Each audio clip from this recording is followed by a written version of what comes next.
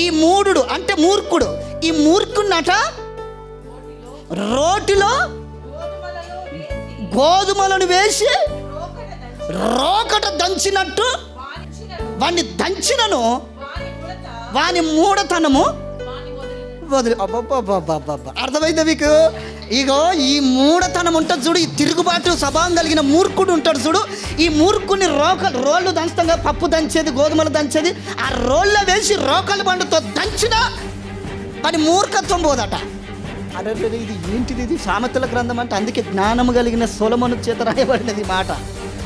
మూర్ఖుడట, మూర్ఖుని ఏం చేయాలట? చెప్పి తిననోని తిరుగుబాటు దారినట రోలులో రోకల బండతో దంచేటువంటి దాంట్లో గోధుమలు వేసి, ఆ మూర్ఖునితో గోధుమలు కూడా వేసి, గోధుమలోను వీడిని దంచినా వాని మూఢతనం పోదట, వాని తిరుగుబాటుతనం పోదట. యేసు నామములో తిరుగుబాటు స్వభావం కలిగిన వాని క్రియలన్నీ ఇప్పుడే నా దేవుడు దంచివేయునుగాక, ముద్ద చేయునుగాక. గోధుమలను దంచి విసిరి నలిపి ఆయన కొరకు నలిపినట్టుగా దేవుడు దంచునుగాక.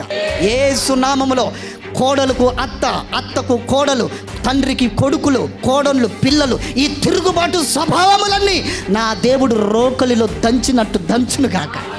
కొంతమంది దంచినా బయటకు ఎగిరేస్తారు, దంచుతున్నా బయటకు ఎగిరిపోయే స్వభావములు ఉన్నాయి. ఈ వాక్యమనే రోకలతో దంచినా ఎగిరిపోతున్నారు.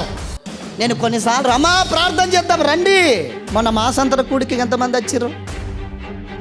అవన్నీ ఎగిరిపోయిన గింజలే, రోకలలో దంచుతుండగా ఎగిరిపోయిన వాళ్ళే వాళ్ళంతా.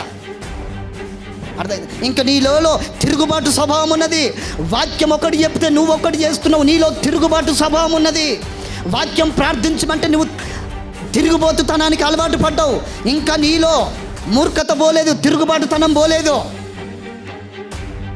ఓన్లీ తండ్రి చెప్తేనే వినేది కాదు, వాక్యం అనే తండ్రి చెప్పినా వినకపోతే నువ్వు మూర్ఖురాలివే.